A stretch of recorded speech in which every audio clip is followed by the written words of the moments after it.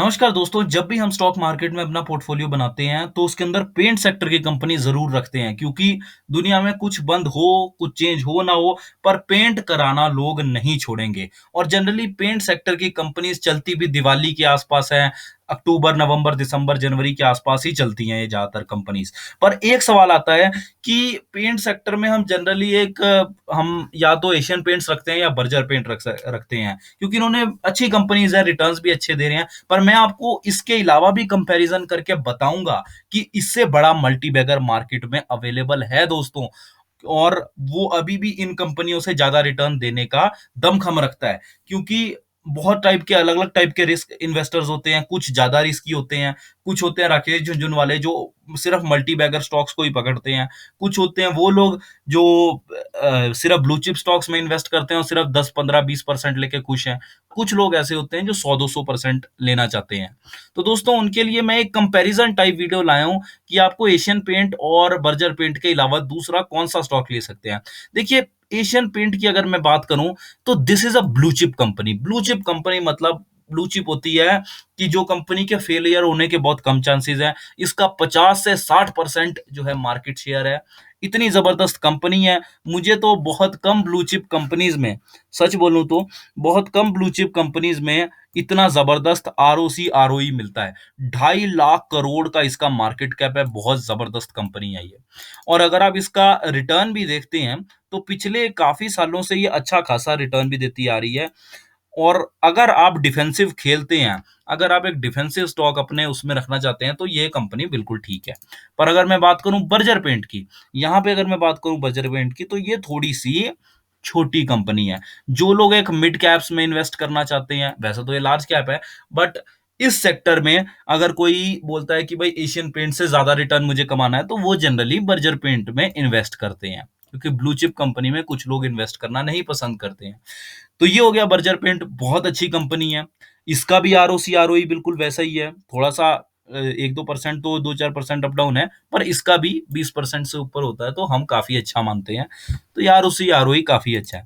अगर हम return wise भी देखें तो रिटर्न्स भी इसने इससे ज्यादा अच्छे दिए हैं। अगर आप देखें तो ये जो कंपनी है एशियन पेंट से, उसका ऑन एन एवरेज, अगर एशियन पेंट्स का आप ऑन एन एवरेज देखेंगे तो यहाँ पे आपको पता चलेगा कि तकरीबन 10 सालों का जो इसका सीएजीआर है, मैं आपको बोलता हूँ सीएजीआर देखो 25%, वेरी गुड, अच्छा है।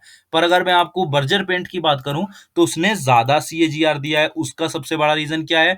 क्योंकि दोस्तों छोटी जो कंपनी होती है उसके ग्रोथ के चांसेस ज्यादा होते हैं। बड़ी कंपनी तो ऑलरेडी ग्रो कर चुकी है। इससे भी अच्छी अगर मैं कंपनी आपको बोलूंगा तो मार्केट में और भी कंपनीज है, ऐसी बात नहीं है, पर मुझे उनका आरओसी आरओई इतना अच्छा नहीं लगा।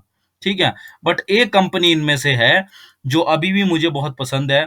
इसका अभी आईपीओ आया था और आईपीओ में इसने अच्छा खासा गेन दिया है। वो कंपनी है दोस्तों इंडिगो पेंट्स। इंडिगो पेंट्स जो कंपनी है, आपको लगेगा कि भाई ये को तो अभी लिस्ट हुई थी कंपनी।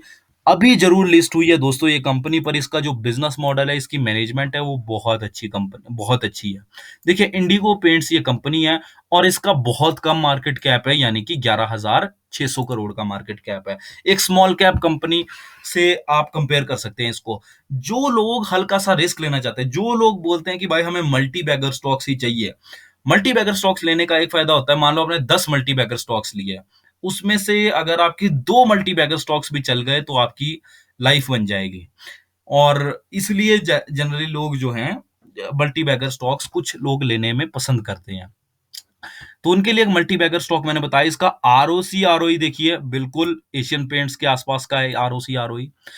पर खुशी की बात यहां पर यह आती है दोस्तों कि ये जो कंपनी है, इसका 11,000 करोड़ मार्केट कैप है, यानी कि इस कंपनी में ग्रोथ की बहुत ज्यादा पॉसिबिलिटी है। अब आप मेरे को बोलेंगे कि इसका आप ओवरऑल भी बताइए कि क्या इसकी ग्रोथ प्रोस्पेक्टस है।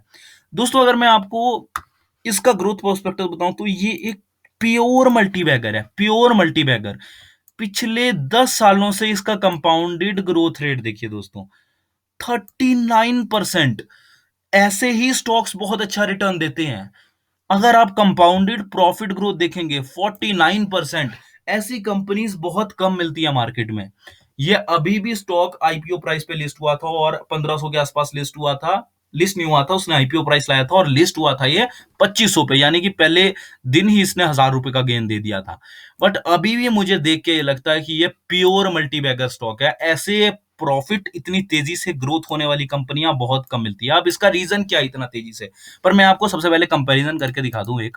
इसमें आप देख सकते हैं इसका कंपाउंडेड ग्रोथ रेट, चाहे आप कंपाउंडेड ग्रोथ रेट बोले या कंपाउंडेड सेल्स ग्रोथ भी बोले, पिछले 10 सालों से 40-40% के आसपास है। इतनी बात समझ गए आप। अगर मैं आपको एशियन पेंट्स में दिखाऊं तो यहाँ पे आप देख सकते हैं इनका बहुत कम है। ठीक है, अगर आप 10 साल से बोले 12% के आसपास का इसका कंपाउंडेड ग्रोथ है।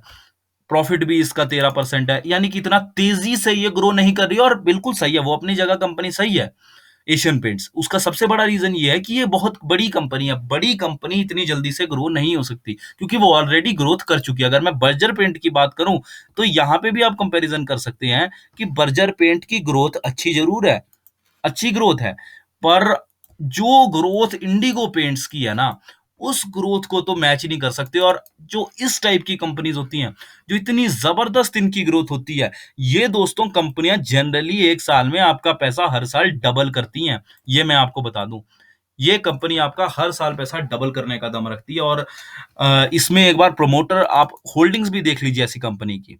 अगर आप इसकी होल्डिंग्स देखते हैं तो इसमें दी नहीं है अभी इसमें इतनी होल्डिंग्स।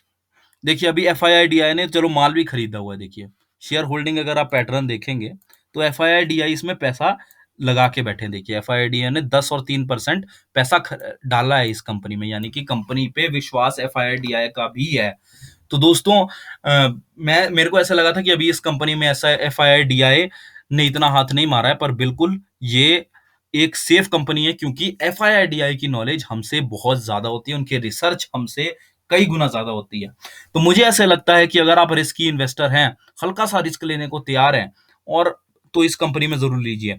दूसरी बात मैं आपको बोलना चाहता हूँ, इसका सबसे बड़ा रीजन दोस्तों ये है कि जो एशियन पेंट जैसी कंपनियां हैं, ये टारगेट करती हैं एक बड़ा पॉश जो लोग होते हैं ना, जो हाई क्लास सोसाइटी होती है, उनको ये जो है कंपनी टारगेट करती है। इसलिए इनका ज्यादातर बिजनेस होता है टायर 3 सिटीज में, अच्छी सिटीज में, मुंबई में। अब ये जो इंडिगो पेंट्स कंपनी है ना, इसका जो मेन था, इसने पहले टायर 3 सिटी में किया, यानी कि गांव रूरल एरियाज में किया। उसके बाद टायर 2 में आए, समझ आया, पहले टायर 3 में गए ये जो गांव रूरल एरियाज हैं। उसके बाद उस पे मार्केट पूरी कैप्चर की इन्होंने, बड़ी अच्छी मार्केट कैप्चर की। फिर टायर 2 पे आए, फिर उसके बाद उधर धीरे धीरे मार्केट कैप्चर कर रहे हैं। फिर अब ये टायर 1 सिटीज पे आएंगे। टायर 1 मतलब और पॉश अच्छी, जैसी मुंबई जैसी, दिल्ली, साउथ दिल्ली जैसी जो जगहें होती हैं, अमीर लोग जहां रहते हैं, वैसी जगहों पे ये आएंगे। तो ये धीरे धीरे करके मार्केट कैप्चर कर रहे हैं, और इसमें मुझे ग्रोथ बहुत जबरदस्त नजर आती है दोस्तों। तो आप इस कंपनी को रिसर्च करिए। पूरी रिसर्च करने के बाद देखिए कि आपको ये अपने पोर्टफोलियो में डालनी है या नहीं डालनी। और अगर आपको अच्छी लगती है तो इस कंपनी को अपने पोर्टफोलियो में जरूर जगह दे सकते हैं। तो ऐसे ही और मल्टीबैगर स्टॉक्स के लिए इस चैनल को सब्सक्राइब कर दीजिए और वीडियो को लाइक करिए बिना मत जाइएगा प्लीज। धन्यवाद।